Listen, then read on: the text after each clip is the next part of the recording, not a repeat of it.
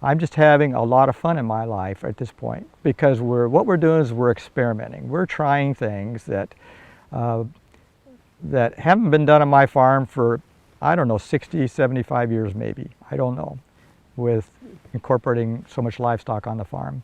So I'm having a good time and I'm learning about the soil, and I get a lot of satisfaction when I see improvement. I'm Tom Wind. I live south of Jefferson, Iowa, and I live on my family farm. This is where I grew up. 68 years ago I was born, and I've been away from the farm part of my life and working at another job, and I've come back to the farm later in life and gotten more involved with the farm as I coast into retirement. I started looking at some of the soils in the farm and some of the areas, what was more productive areas, less productive areas. And this is a somewhat hilly farm, and there are some very thin soils that produce very little crop. Whether it's corn or soybeans, they hardly produce enough residue to cover the ground after harvest. The soil is so poor. The soil is exposed, and as such, it can easily be eroded. We got into the cows partially because of cover crops, because we had this feed out there, and I thought, man, we ought to be feeding this to something, and a cow seemed like a good way to do it. And I think without the cow in that picture, you gain a lot, but the cow puts that thing in overdrive. It's kind of like no-till's really good, but no-till with cover crops is a whole lot better, and no-till with cover crops with livestock is now we've circled all the way back around to what nature invented to start with. Having cover crops is great, it really is, but having a cow on that ground with the cover crops puts that, puts that diversity in the soil and that biology into high gear. My name's Seth Smith. I'm a fifth-generation farmer here in Nemaha, Iowa. We're standing on our farm by the Raccoon River right now. We have a pretty highly diversified operation. We extensively use cover crops, interseeded and fall drilled.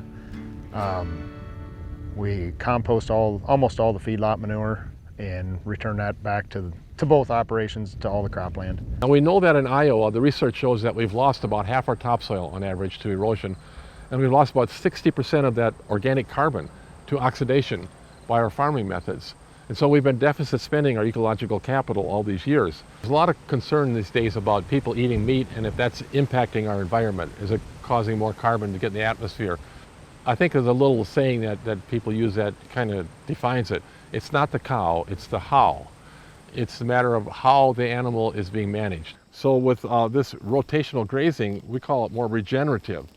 It allows the grass to grow taller and deeper rooted, and then when the cows come through, they graze it off, and now they'll move on to the next pasture, and then this will regrow again. Grass is our basis for our feed for our cows.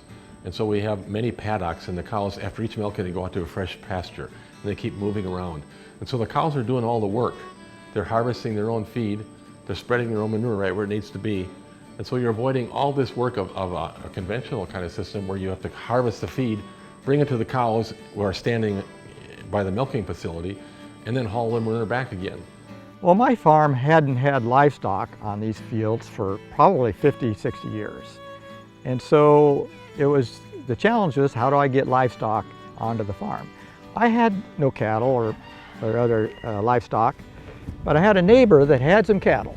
And so I visited with him about this and saying, kind of vague idea, I just heard that, cattle are good for the land, and could we work out some arrangement where I could have your cows over here and we could kind of move them around the areas that I need to work on the soil.